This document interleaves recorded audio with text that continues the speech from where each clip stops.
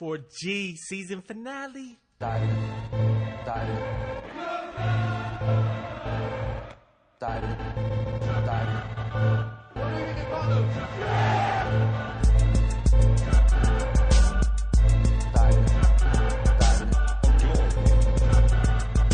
He's not a man. There's nothing more to say. Yeah, welcome to the season finale of Diving for Glory, a podcast that looks at football as an obsession. I am your host, Pep Corsiola. Sir Solomon, what up? It's good. Yeah, it's the end. We're so fucking happy to reach this. Man, Diving for Glory, man, we usually post every Monday, but this is the end. We will be back next season. We will be bringing you video next season on YouTube with an expanded blogging section as well. Trying to get it in, expand this, bring it to the masses, man. Let's do this, man. We're just going to run. We're going to give our awards today. We're going to run past the Champions League final. A la Madrid, man, unfortunately. Let's go. Word. All right, man. Champions League won for the 13th time by Real Madrid. 3-1. Tell us your thoughts on this game, Sir Solomon. Yes. That whistle was for Loris Karius. He was a fucking complete bellend of a human being. He shattered the dreams of all Scousers everywhere. It was a game that was hilarious for the level of errors and also outstanding for the level of finishing. Like, it was historically bad and historically good at the same time. Let's talk about the first finish, though. Do you feel like that was a legal play by Benzema? I think the first finish was Sergio Ramos finishing Mo Salah. That's the first finish of the game. That is the first finish. I was actually going to bring that up. I'm like, am I going out of order here? But how'd you feel about that finish? Intentional? Not intentional to dislocate his shoulder. Definitely a dirty play. And like, it's some Sergio Ramos defense, and that happens. Yeah, I mean, that's how I felt about it. I'm not sure he was like, man, I'm going to fuck his shoulder. It was more like, fuck making a real tackle here. I'm going to grab this dude's arm and see what happens. I mean, it was definitely dirty in my opinion, man. Thanks for ruining the fucking game for us, dude. Yeah, okay. Sorry, He's man. A noted dirty player in that sense, but at the same time, shit happens. It does. That had to be a tough blow to Liverpool. Liverpool definitely looked more dangerous before he left, but they were more dangerous in the first half in general, I thought. I read a Twitter thing that said, stop your cry-arsing about this whole Sergio Ramos situation. He is dirty, very dirty, but if you were high-fiving each other during the Luis Suarez era at Liverpool, you can't be getting on your high horse right now talking about this shit. Talking about a dirty this player. Football. Anyway, man, so what do you think about the Benzema goal? The first goal of the game. Sticks his foot out. The Karius is trying to roll the ball quick. Get a jump on the Real Madrid count. Karius is just complete fucked, and Benzema. Was it legal though? That's the question. Well, I mean, what's your opinion on that? Like, I think it was legal. It's not all the way scrupulous, whatever. But like, yeah, you play the game, and you're supposed to be allowed to clear the ball. Yeah, but you don't get every call either. But I don't know. I wasn't too pressed about it not being called, and everybody at the bar I was watching it at wasn't really bitching about it too much either. This is how that went for me. Like, I saw Karius grab the ball, and I put my head down, and I turned up, and it was in the back of the fucking net. Hey, that's playing. It's not how you want to start, Liverpool. Playing against Real Madrid goes like that. Man, dude, you have to play a blinder of a game, hope that they can't score on you while at the same time you're rocking them. But if you make one mistake, they will score one goal. So their knockout ties look something like Neymar gets injured in their first leg of the matchup. Yep. Second, after that they play not Bayern, is the team before Bayern. Juve. They play Juve. They get that red card situation. They get the gift from the Bayern goalie. I mean, it seemed like a lot of luck being involved, man. I agree with you on that end of it, but at the same time, they were luckier in previous seasons where they actually played nobodies until the final. Like, whereas, I mean, yeah, that's a pretty impressive. This year, the murderers' row that they went through is a lot more impressive. So when you think about it, they need played, the breaks, right? You played the current French champion, Italian champion, and German champion. That's pretty official, man. Finished it off with the hardest team in the biggest league. You know what I'm saying? Like, Yep. And yeah, you're gonna get challenges. There's a reason these teams are fucking huge, but like they overcame it. So Mane pulls it back. It's 1-1. Did you have any good hope? Finish, Mane. Did you have any? Yeah, it was a really nice finish. Did you have any hope for Liverpool at this point?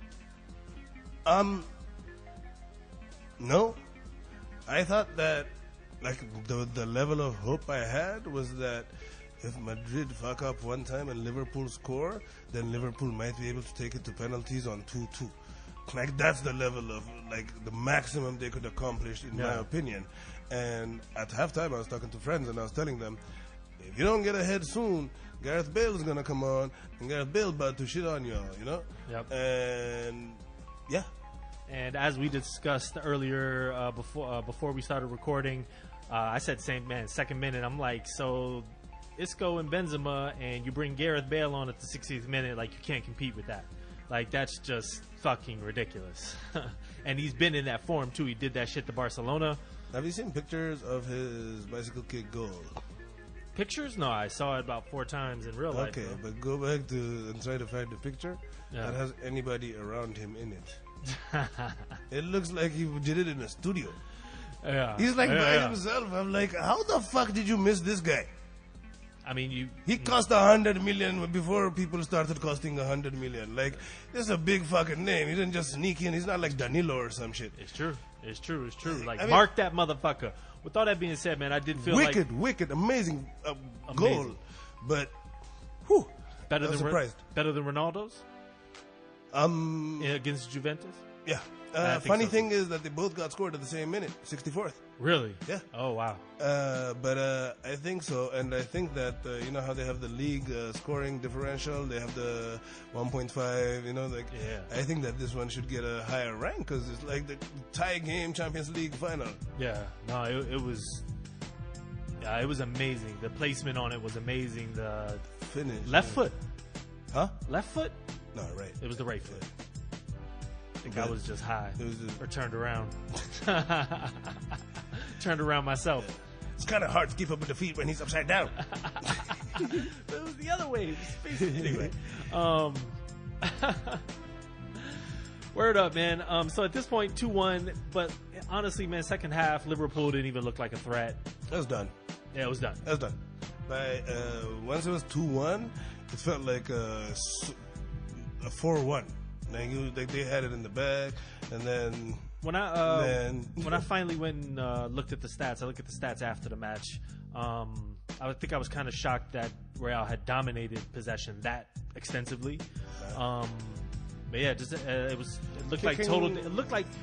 looked more competitive than what the stats looked like, but it was still Real Madrid was clearly the better team. But at the beginning, before the Salah injury and stuff, Liverpool was going at them, and Liverpool's game plan is very dependent on Mo Salah ISOs, and that's where a large portion of their possession percentage goes. Yep. And to remove that guy, who's essentially their playmaker.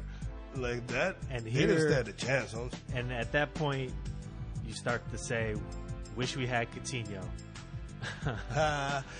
But I mean, but there's a long chorus up to that point of like, well, I think we're better without Coutinho. That's why you need to play. Game. I was like, yo, this game needs Coutinho, and Liverpool fans didn't want to hear it, but hey, they lost. It's tough. But I completely agree with you on that. So Gareth Bale finishes it off, or does Karius finish it off? Karius puts the icing on the cake. Icing on his hand, on his fingertips, son. Like that was. It just stop concentrating. Defensive performance That was reminiscent of Bayern Munich's backup goalkeeper about a month ago, and it's just embarrassing. It's sad that like a lot of people's hard work over the course of a season gets undone by not having a person of quality at a position. Like they're out there buying players, they really need to put some money down on a goalkeeper. And I was going to ask you, so in my opinion, Karius was a definite upgrade to Filet Mignolet, but he's only 24 years old, man. Nothing you saw? I'm not saying that. I'm just saying it's not a school. It doesn't matter whether you're young or old. It's a job, not a college. You know what I'm saying? Loan him out and go sign a real keeper. He's good enough to be the backup keeper. And backup keepers, when they come in, look nice, and when they stay long, look like a backup keeper. So that's how I see it. That's how I'm asking. Yeah, I'm asking how you rate him. You rate him as a backup, right? On that level. At a club, at the club of Liverpool's stature. Okay, he's a good backup that might in 2 seasons or whatever be your main guy if he keeps progressing, because he had a decent half of the season, but he's not ready for that level of scrutiny and action. Obviously, yeah. I looked at his numbers a little bit tighter. He was definitely up and down, but he had some good games. Did not concede much. Again, we talked about most of his starts came after they got Van Dijk or whatnot. Yeah. So he benefited from a more solid defense. But they're gonna have to do something. If they could, a buddy of mine is saying if they could also nab Fekir and Alisson, like that would be a pretty monster summer. Seeing that they signed Fabinho. Yeah, Fabinho and Keita coming in already changes a lot. But Fekir, now that they've got Fabinho and Keita, I don't know how hard they make that push. So we'll see how it goes. If it does come, it'll be a total fucking upgrade on the team. But we'll see how it goes. Word up. So Real Madrid, 13th. Man, Ronaldo was trying his hardest to get his stoppage time goal that a fan even ran on the the knockout stages of this year's Champions League. If you look at them more in depth, it does show you that Ronaldo's powers are waning a little bit, because like in Bayern Munich tie, Sule pretty much had Ronaldo locked up for most of the 2 games. The Juventus, the second leg, until they got the penalty, they had him on lock again. Remember when Juventus almost made the comeback, and then in the 19th minute they just got a penalty and he hit it. Yeah. But like he got his goals, but he couldn't get away from his guys like he used to as much. And interesting. It's looking like a little bit more work for him to score than it used to be. I definitely would also say that, to be fair as well, because I really loathe him so much that I put in extra effort to be fair. That I felt like a lot of his goals this year were significant goals. They were not prior years. He's definitely they're up 3-1. He's gonna score 2 at the end or some shit. But this year were some big fucking goals. And agreed. I think you can see there's a fall off, but a fall off from what he was. From being like on a level to being next to maybe Antoine Griezmann or something. Like he's still the top 2 or 3 players in the world. Yeah, but it's beginning. It has to happen. Yeah, it has to happen. Final thought. 34? Yeah. Final thoughts. Champions League. Bale back. Ronaldo back next year. Ronaldo, I think. Not going to Man United. They can get that's this not shit happening. The only rumor I would take seriously is the Neymar-Ronaldo switch for PSG.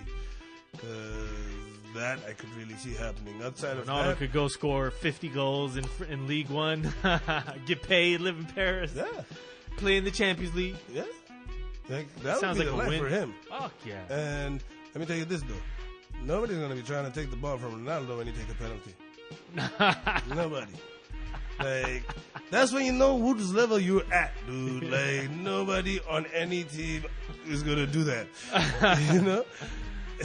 Oh, listen up, Neymar. Listen up. That's a good call. What about Bale? If Ronaldo goes, Bale stays. He's just so injury I don't know prone. how Bale can leave because it's gonna cost so fucking much. The only team that could afford what's happening with Bale leaving is like Madrid. Yeah, it's like, man, like these 2 games, like he would have been like a discount rate if it wasn't for like the last 6 weeks. Yeah, the last 6 weeks of the season, he's really stepped it up. And now, like, there was an article about, like, including agent fees and everything, how it might cost Manchester United £320 million to try to secure his services. I don't think it's worth it. I wouldn't do it. That's what I mean. Like, only Real Madrid does this kind of shit, you know? Yeah, for sure. All right, man. Los Blancos, 13th. But when you look at Ronaldo and Bale's transfers and how much they cost, they have both scored so many like finals goals and like never has transfer fees been justified like these guys. Like those, yeah. No, good, great call there. Great call. Word up, man. We're gonna move along. We're gonna get on to the awards. The way we have this broken down, we're going to run through a few awards that go for each league, and then we got a few total European awards. So we're going to start with Dudes of the Season. In the Premier League, Sarah Solomon, you got? In the Premier League, I am going with Mr. David De Gea. David De Gea wins the Golden Glove this season. He had 18 clean sheets. He had 116 saves, which is exactly double the amount that Ederson had. Ederson had 58 saves and 16 clean sheets. Wow. This guy he had 3.1 saves a game. Thanks, Phil. Ederson had 1.6. Courtois had 2.2. His save percentage is 80%. They're at 67 and 69. Like, 0 errors all season that led to a goal from a goalkeeper. Anyways, that's amazing. And he held that team in second place. That was not a team that should have half a season's worth of shutouts on their record. And David De Gea made it happen. Great call, because they would not even be... Yeah. They wouldn't even be top four. The defense is a fucking joke, and he made a shitload of saves. And, like, how do you have 18 clean sheets with that fucking team? Shout out, man. No doubt. Well, I'm going to go to the other side of Manchester in my very biased fashion and give it to KDB. I think the man has to get some credit here. Probably the best player overall, in my opinion, for the whole season on the best team. 8 goals, 16 assists, man. People will obviously talk about Mo Salah, but for me, man, 28 big chances created to Salah's 13. Led the league in that stat. Barely key passes. I think he was second to Ozil, which is respectable to be second to that. He was just the fucking man this year, man. There was a slight little lull in the middle of the season, but picked it up at the end, had some wondrous fucking goals, and just balled out, man. If it was Premier League Player of the Season award, it's Mo Salah. I was just trying to look for somebody from off the well-beaten path. And that's why I don't think that David De Gea's season is in any way better than Kevin De Bruyne's. Let the record show that. It's just that I was... but dude needs some recognition, because that's amazing. Okay. What the shit? I mean, I think both of the cats, the best player and the best team. The only that's thing that I'll say... biased, because we agreed to not do the Messi and stuff for La Liga, right? Yeah. So why does this pop up? It's the same equivalent. Because Mo Salah is the player of the year. Okay. Because he's 2 goals and 12 assists, or 10 assists. Shit. Right. Are you contesting my pick? It's the opposite of what we agreed on. I think it's exactly what we agreed on. Because Mo Salah is the obvious choice. All right. Word up. La Liga. Who you got? Messi. Jan Oblak. He got Iago Aspas.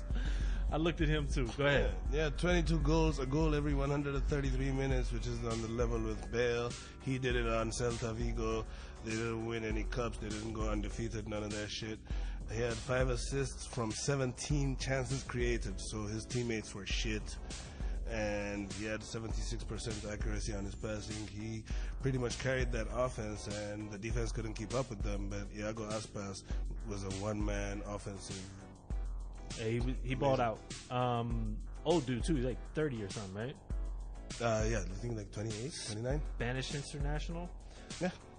Yeah. He had a stint at Liverpool, but they had too many forwards at the time, so he couldn't break it into the team. And Went down to Celta Vigo, and they're so much fun to play against, to watch play.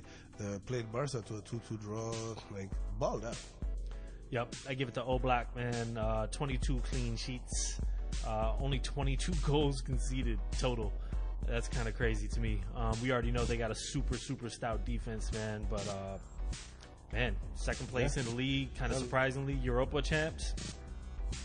Definitely, Jan Oblak is an amazing goalkeeper, and he's a wall. Do you know where they got him from? Huh? Do you know where they got him from? No. Because they just replaced Courtois like it wasn't shit. Like, yeah, we'll just bring in another top young goalkeeper. True. Word up, Serie A, who you got?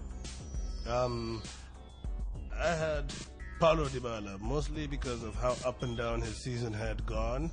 And like at some point it looked like at the beginning of the season he wasn't really there mentally, and then he turned it around. He has 22 goals, a goal every 107 minutes with 5 assists.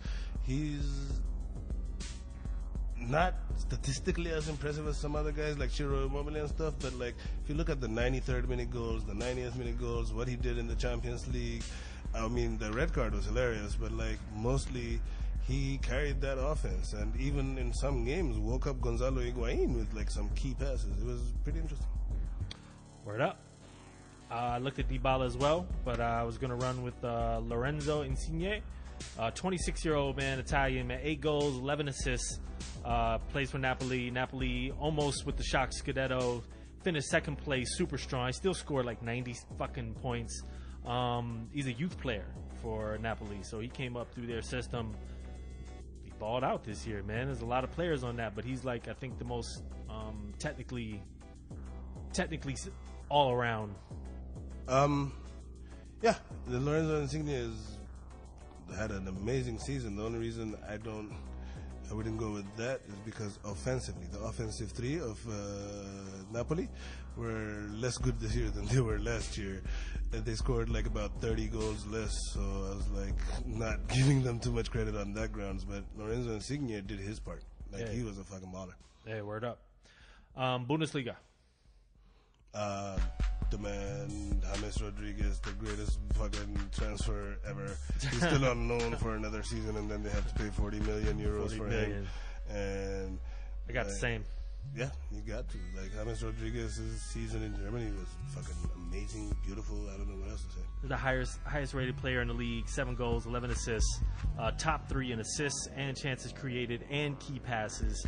And I thought he was solid in the cup, in all the cups too, as far as Champions League was concerned. I was surprised he got taken off in the second leg at Madrid, but whatever's clever. Hell of a signing, man. There's like understatement, dude. Yeah. Ligue 1. Who you got? I got Memphis Depay. Yeah, I thought about him too. He had 19 goals in only 28 starts. He had a goal every 134 minutes. He had 13 fucking assists to go with 19 goals. He had many last-minute goals, including he got a game winner against PSG and I want to say Marseille, but like just a scorer of spectacular goals and wicked dribbler. Memphis Depay and his homeboy Nabil Fekir really brought a lot of style to the season in France. Yeah, no, we just said his name so much in the second half of the season, man. Dimitri Payet. 6 goals, 13 assists. Led the league with 4 key passes per game and 32 big chances created, man. They barely missed Champions League. And for us to have, like, you know, at least feel like he just wasn't that solid the first half of the year, to come up on the second half of the year and put up numbers like that, like Marseille was a much different team with him balling like that. Unfortunately, man, they missed out the Champions League in both routes. Due to last day, right? A hat-trick by Memphis Depay. Yep. On the last day. Yep. So that's he pipped him out again. Thank you. It's a hat-trick of losses to him. Whoops. Word up. All right, man. There were our dues of the season, especially our hotly debated EPL pick. Interesting teams, man. We wanted to do something here where we just kind of looked at some surprise teams, shock teams that we wanted to highlight out of each league. Premier League, man. I'm gonna go with the team that was consistently in a spotlight for a long time, which is Crystal Palace.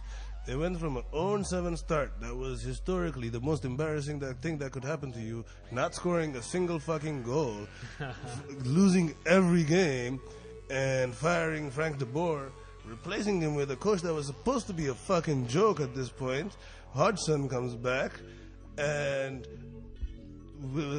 Andros Townsend and healthy Zaha fucking wrecked havoc, even though Christian Benteke missed 20 big chances this year. 20! Awful. And the other players that missed that many chances are top goal scorers in the league. Yes.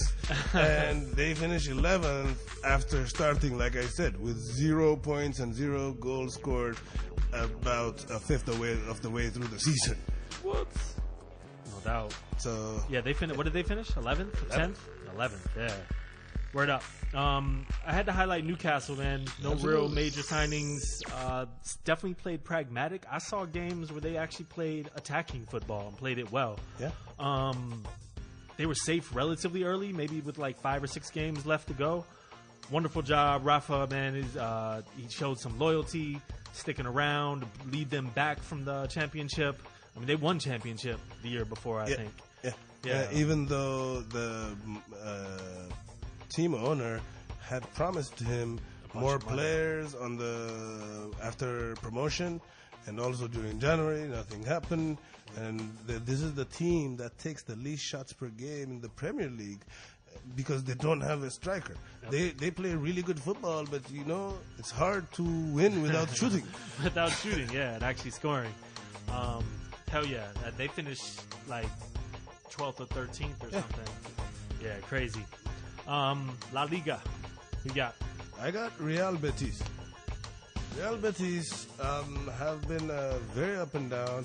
Around 2004, 2005, they had Joaquin and a bunch of guys running in Real Betis, and on the last game of the season, they were pipped off by Sevilla, their hated rivals, for the last Champions League spot.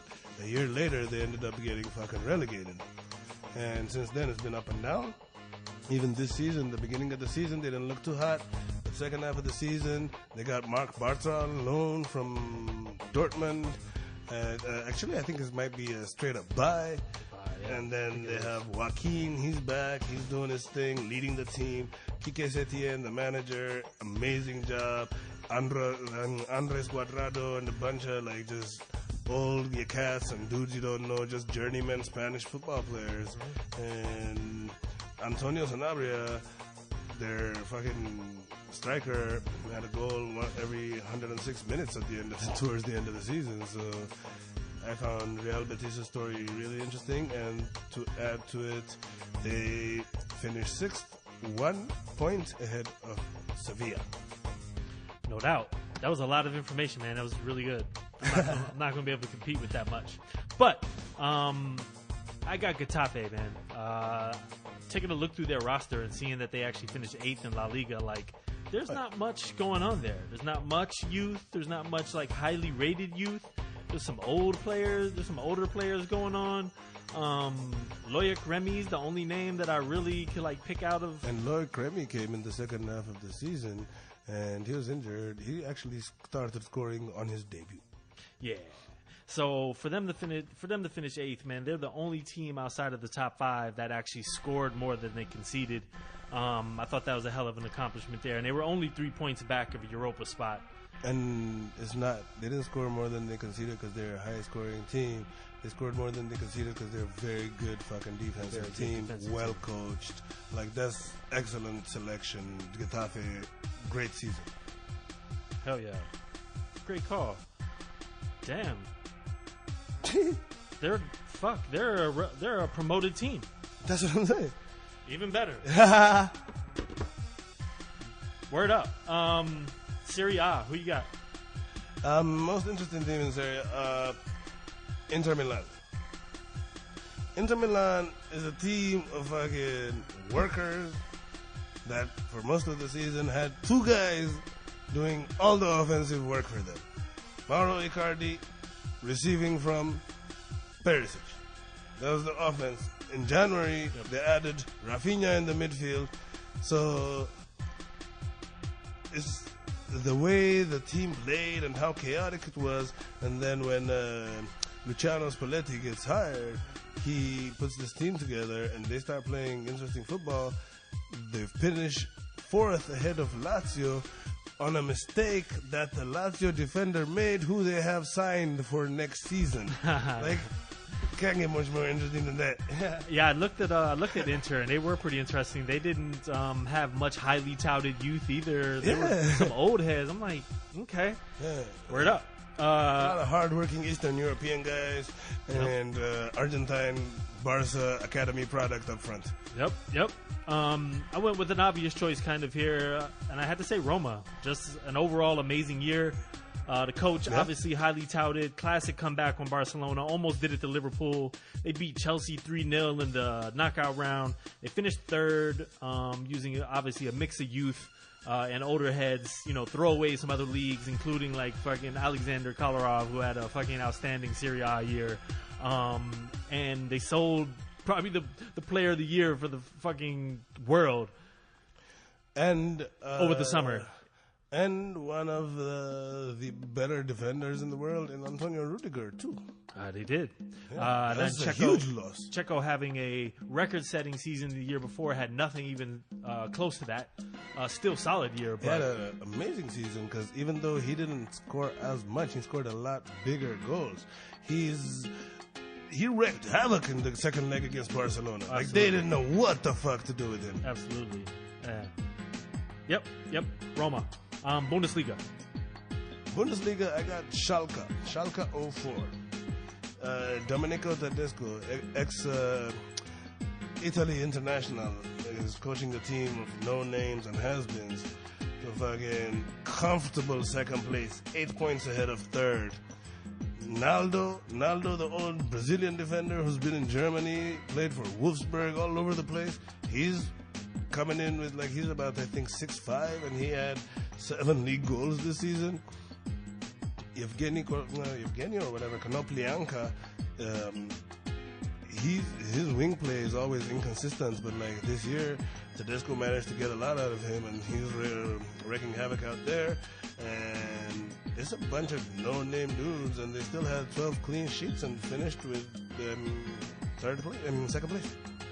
Word up. I looked at them too. Again, like we were saying before it came on, I'm just surprised. Kind of like Inter, bunch of old heads, like not much, like youth. The first time we talked about them was when they tied Dortmund 4-4 in the Rhein-Ruhr derby or whatever. And it was like, how the fuck did Dortmund fuck this up?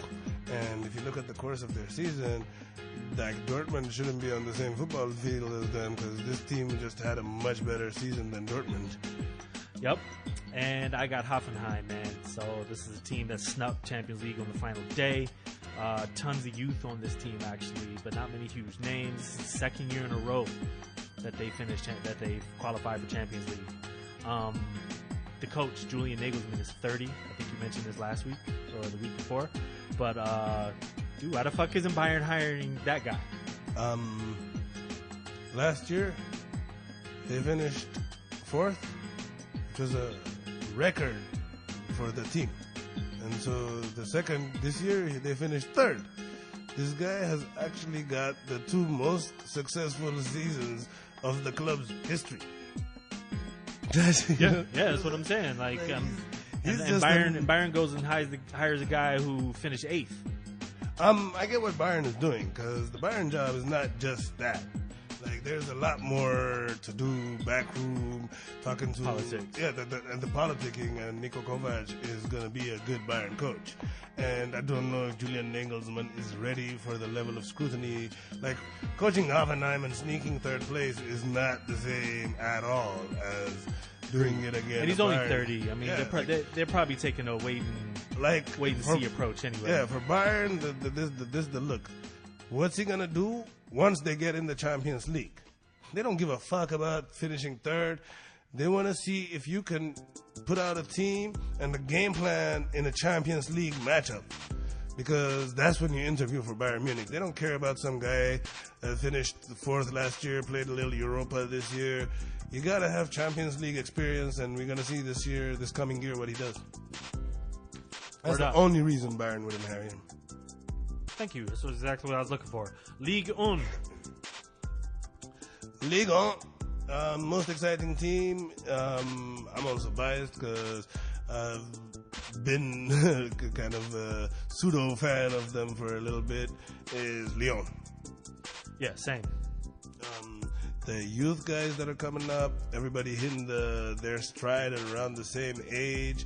The reclamation project of Memphis Depay, the growth shown by Nabil Fekir, switching roles within the team from being their striker to the playmaker, deep lying forward, like whatever you want. Mariano, the whole team. Lucas Toussaint. Huh? Toussaint. Yeah. Toussaint, yep. And just the style of football they played was beautiful. The amount of like last minute goal situation kind of games they had, spectacular. So they're going to lose Fekir, obviously. I don't know if it's called lose if you get like 80 mil or something. Oh yeah, if they go and spend it, buy somebody else. Another nice young player. They got Champions League next year though. Woo. No doubt. Let's move along. And we wanted to look at players now individually from each league. A player that kind of caught our eye, or we're looking forward to see what they're going to do in the future, or either one. Interesting players. EPL. This one is a bit of a big name, but just in terms of like his impact on a team, I'd have to go with Virgil van Dijk. It went from a summer where trying to get him was the biggest transfer story of the summer. Never happened. The biggest embarrassment. They wrote the letter. We laughed. All that shit. Liverpool, first half of the season, looked like a schoolboy defense. And then in the January, they buy him. Second half of the season, I think only Man City gave up like less goals, or like only one other team gave up less goals than Liverpool. Virgil van Dijk just transformed that fucking team to the tune of actually they played in the Champions League final, and by eliminating Man City, by dominating multiple games against them. Yeah, no, absolutely. I also am highlighting a defensive player, Davinson Sanchez from Tottenham. The kid is only 21 years old, but he started 29 league games this year. He had his moments where he definitely looked a bit shaky, but I also felt like there were plenty of strong moments too. I feel like he's in a good situation with veterans and a great coach, a good coach, and I'm interested to see how he's going to progress. Colombia international, like I said, super young, and I see the skills on the ball. Yeah, it's just the ball skills, the decision really making, and his athleticism is amazing. He's got good speed, but like you said, it's just decision making, and as a 21-year-old, you can only learn that through experience. And first year in the Premier League, I think that's a huge jump coming from Eredivisie exactly to Premier League. That's a huge jump. So. And outside of a few notable early season mistakes, like second half of the season, he's been pretty fucking solid, and that applies to his teammates too. When the times that he was messing up, the team was also looking bad, so they exposed the 21-year-old in ways that he's not supposed to be exposed. Yeah. But overall, I think that Davinson Sanchez is going to be a really, really good signing for them long term. Because I think Juventus got at him. I mean, I still think... Yeah, but it's Juventus, and it's still... You're going to go after the 21-year-old, but like try it again next year or the year after. Let's see how he does. Yep, exactly. La Liga, who you got? Liga, I got Jeffrey Kondogbia from Valencia.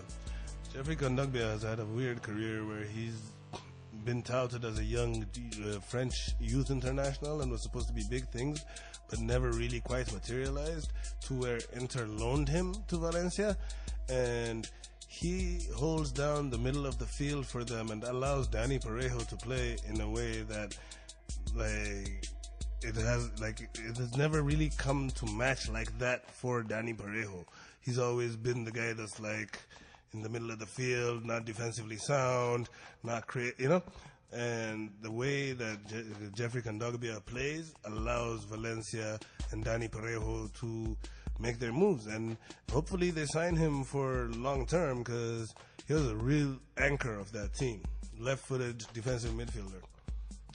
No doubt. I wanted to talk about Pablo Fornals. Fornals? What do you think? Fornals from Villarreal, man. He's a 22-year-old midfielder.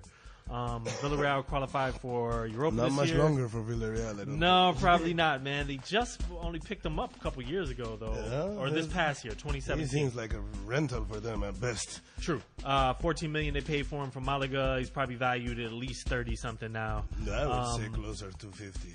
12 assists, man. What is that? I would say closer to 50 million. Closer to In 50 this at current this point. market? Yeah. Yeah, no doubt. 12 assists this year, man, for a team that, not really came. We know about Villarreal, but they weren't all that great last year. So great signing by him. He Or got by 12 them. assists when they sold their striker to China in the middle of the season. Like, it's hard to get assists if the scorer is not there. It is tough. It is very tough. Yeah, man, Pablo Fornals. Wicked thing. Serie A, who you got? I have Jorginho. Again, Jorginho in the middle of the Napoli midfield he was like Xavi and Busquets rolled into one for that team.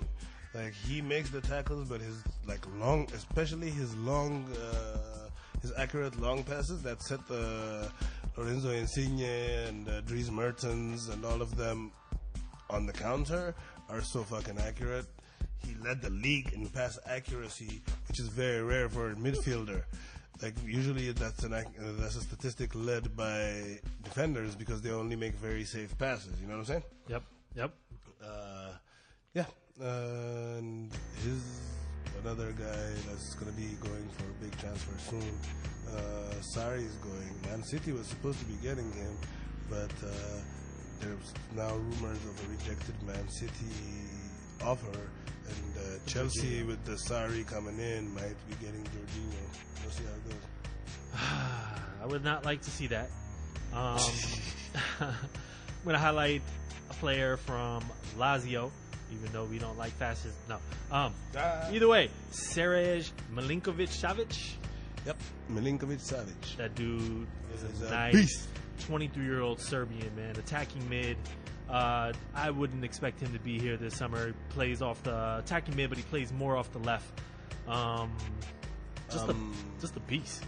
He can play as a attacking mid, box to box, or holding midfield. He's about 6'3". He's got the touch of just his touch dribbling is amazing, and shoot from outside. Like, Milinkovic-Savic is gonna go most probably to Manchester United. Is the biggest rumor, but That he's would be gonna awful. I mean, you can't hate every transfer to every team that's not Manchester City, sir. I can. You only have I a 25-man roster. Fuck. Loan them out. No, you're right. But I just when teams actually But yeah, address that would be their issues I get what you're saying. As a rival team, to get a player of that caliber in a and position of weakness too. If Milinkovic-Savic was to play next to Paul Pogba, and even if Manchester United was to employ a more like a 5-man midfield and like just kind of run at you with a lot of skilled players, I think they could do a lot. That's neither here nor there, but your boy Milinkovic-Savic is fucking amazing. Word up. Bundesliga, who you got? Bundesliga, Eric. Not him. Leon Bailey, who previous to the season I had no respect for, because the only previous history I have with him is he was at a gym taking a video and putting it on Snapchat of this boxer training, and he was like clowning him. He's like, look at this fucking clown, you know? And then the guy, people told him about it, and he found him at a cafe, bitched him out and made him apologize, and that's all I used to know about Leon Bailey at this point. But this season, he changed that narrative. He did. That's the person I have as well. He's only 20 years old, man. 9 goals, 6 assists for Bayer Leverkusen. He's out of Jamaica. Plays both sides, left back, and right back. Okay, I thought you were saying he was bisexual. No, he could be, but at least in the footballing sense, he is. He is, like I said, man. The January signing of the previous year from Genk. I'm going Genk. Yeah, it's when he was a Genk that the Eastern European boxer was about to punch his head off. Yes. Yeah? Oh, okay. Yeah. No doubt. Jamaican international. Fascinating. I'm going to mention that about him every time we talk about Leon Bailey, by the way. I watched the video when he got bitched. Yeah, bitch. And the guy, shut up, you motherfucker. You motherfucker, I kill you. That's exactly how I was going to. Internet does not forgive. League who you got? Nabil Fekir. Nabil Fekir he's basically been getting a lot of guys like money at fucking Lyon. Alexander Lacazette made a career out of tapping in Nabil Fekir's hard work and got the fucking 60 million transfer to Arsenal. And they're like, what are we going to do now that we don't have our main talisman? And Nabil Fekir took the armband and led the team. Like some games, other guys shone, whatever, but you knew that in the big moments it was always Fekir that was the leader of that team. And I want to see where he ends up. He's like the style of which he plays is like my kind of football. I'm sticking with Marseille again. Florian Thauvin, 25 years old, man. 22 goals and 11 assists and 21 big chances created. Plays left wing, right wing, and attacking mid. He's from Newcastle, I believe, but never kept getting loaned to Marseille, and then Marseille finally made that official. And they play him as a winger mostly. Like they don't really play him down the middle. Which makes his goal scoring feats even more impressive. Yep, which also explains the big chances created, 11 assists as well. Absolutely. Balled out this year, man. After some okay years, and like really took off this year. So I believe they should be able to keep him. That shouldn't be much of a problem for them, at least for a couple more. I mean, he's 25. Newcastle didn't want him. He didn't want Newcastle either. Like when he got the transfer back to Marseille, his whole thing was, man, money doesn't matter. I was not happy there, and when I'm happy, I perform, and that is what he's proven this year. And I don't think like he's gonna get his head turned either, because he just likes being a Marseille player. Yep. And being at home, you know. Yep. All right, man. That is all our league-specific awards. We're gonna run through our overall awards. Valencia Orange Coach of the Year, man. Squeeze every last drop. Who you got, man? Coach of the Year. Well, I mean, if you call it the Valencia Orange Coach of the Year, I'm going to give it to Marcelinho, who's the Valencia Orange Coach. And if anybody squeezed as much out of a fucking team as him, where they lost statistically every fucking game they play, and yet they pulled out the results, I don't know. Like, nobody expected them to finish fourth. The style they play isn't really... Like, he has one guy holding down the midfield, one guy making plays, and then a couple of guys up front. But, like, the way the team is coached is how they finish there, not their level of talent. They got Gonzalo Guedes on loan from PSG, and he likes playing for Marcelinho so much that he doesn't want to even go back to PSG. And this guy instilled a dietary system, weight limits on players, and got pushed back, but turned it around to where the second half and towards the end of the season, Valencia were still there, and Marcelinho. Boom. Eusebio Di Francesco. Eusebio. Thank you, man. Well, I'm gonna have to fucking go to speech school this summer, man. See if I can improve my ethnic pronunciations. Either way, man, for a team like Roma, who was out there in the Champions League getting fucking waxed by Barcelona 7-0 a year or so ago, a couple years ago, whatever, like, and just for the general idea of what Italy is, and it was an amazing year for Roma, just for the European success alone. So I still feel like I had to give it to him. Big fan of Eusebio Di Francesco.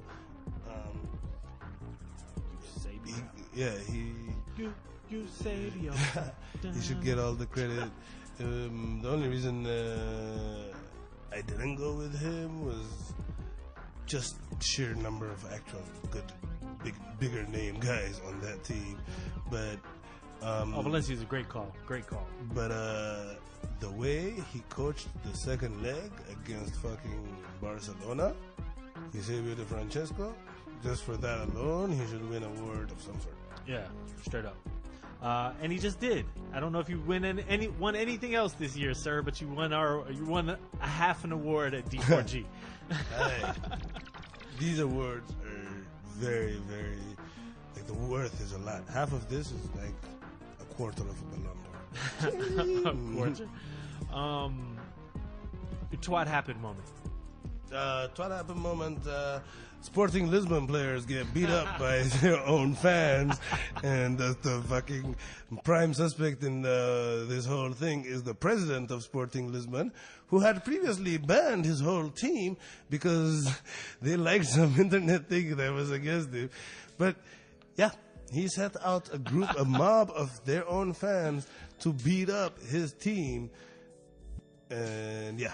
Twat shit. I can only imagine like Robert Kraft sending some players to thug on Tom Brady for losing Super Bowl. If Robert Kraft had any pull, he'd get his fucking Super Bowl ring back from Vladimir Putin. Yeah, man, I got in a reverse in the reverse vein of what you're saying. I got Patrice Evra. You know, anybody who roundhouses their own fans. Yes. Go ahead, bring him to Lisbon. See how that works out. Yes, Patrice. But most and importantly, he still got a job. Most importantly, he loves Mondays.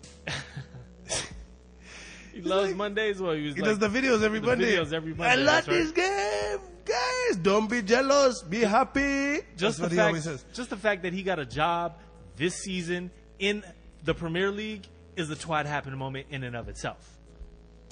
We. We. Him and Adam part 2. My lord. Big dude of the year. I'm gonna give this one to Mo Salah just because, like, we laughed as a motherfucker at Mo Salah at the beginning of the season. All the chances, just not finishing. Yeah, and we were like, it was just a guy kind of situation, and he broke the Premier League single season goal record. He carried that team, and what he signifies in terms of going forward, how they feel about their team. Mo Salah. Goal of the year. Goal of the year. Okay. We're going to go different directions with this, and we're going to try to split it into different situations, right? So, free kick goal of the year, I would like to give to Lionel Messi for his free kick against Jan Oblak. I will be posting this on Twitter later, and only because earlier you mentioned how Jan Oblak was such a monster and that he only let in 22 goals, and it shows you not only how good Lionel Messi is, but how hard it is to score a fucking, like, he had to be perfect to hit up Jan Oblak for a free kick. Yeah. And it was wicked. Word up. We have a header goal. Yep. To Edin Dzeko versus Barcelona. Yes. Yes. I was thinking about Koulibaly as well, but that one was nice, but he kind of undid it the next week. So fuck it. Yep, fuck it. But how he just caused havoc in that fucking heart of Barca's midfield, and how he finished that off is just wicked. Again, we'll post this pretty soon on our Twitter feed. Tweet. And style, of course. Most stylish goal of the year. Overall, everything, goal of the year. Gareth Bale. Yeah, man. Just huge goal. Dunked it on y'all, Tomahawk style. Yeah, he was upside down. He did his thing. It was real. And we just dunked 39 episodes in your face. Yes. Out of nowhere. And those of y'all who forgot, Liverpool fans, you lost this Saturday. So all that beating of Manchester City led to nothing. No trophy. Nothing. Yes. Welcome to being the new Arsenal. Almost always. Almost, man. Big ups, man. Sir Solomon. Done. Yes, sir. Big Knocked up. One season done. We are going to take a break. We'll be back next year. More entertaining. Yeah, man. Thank you so much. Do it up big. Thank you so much for tuning in this year.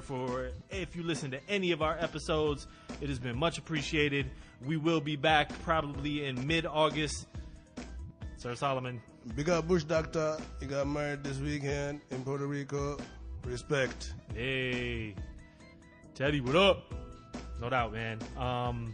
Man, appreciate everybody who helped us with the episode, with the show. Thank you, Sophia. Thank you. Thank you, the homie Zach, Megan, anybody who retweeted our shit. My man who did the logo for us, who did the Yanko, big up. website for us. Yeah, man. Much. Nuts, big up everybody who helped us out. We're trying to make y'all proud next season. Yeah, man. We're gonna try to really turn this around. So please tune in. We're gonna have video. We're gonna have live music. We're gonna have. It's gonna be going on, man. One man band shit. Of course, Yola, man. Sir Solomon. We out. Diving.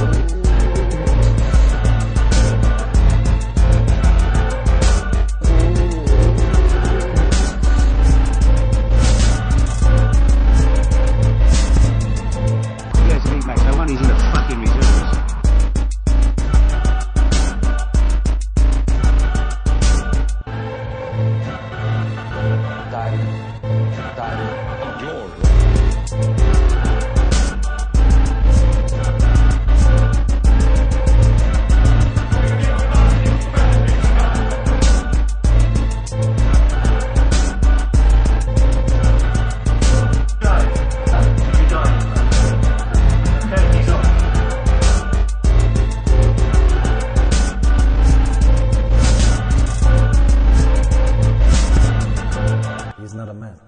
There's nothing more to say. Diving.